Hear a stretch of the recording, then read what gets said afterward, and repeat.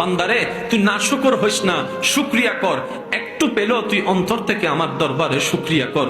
বান্দারে আমি বেশি কিছু চাই না তোদের কাছে, খাবার শুরুতে একটু আমাকে স্মরণ করবি, খাবার শেষ করে একবার আমাকে স্মরণ করবি, ঘুমানোর আগে একবার আমাকে স্মরণ কর, ঘুম থেকে উঠে একবার আমাকে স্মরণ কর। বান্দারে তুই শুধু তোর জীবনের ব্যস্ততার ভিতরে আমি রবকে স্মরণ করার জন্য বাহানা খুঁজতে থাক, কৌশল করতে থাক, যেমনি পারস আমি রবকে একটু স্মরণ কর। বান্দারে তুই কোন রকম ব্যস্ত জীবনে আমাকে স্মরণ করতে করতে একবার তুই কবরে আয়। তুই বান্দা দুনিয়াতে আমাকে স্মরণ রাখবি, আমি রহমান তোকে কবরে হাসরে স্মরণ রাখবো। সুবহানাল্লাহ।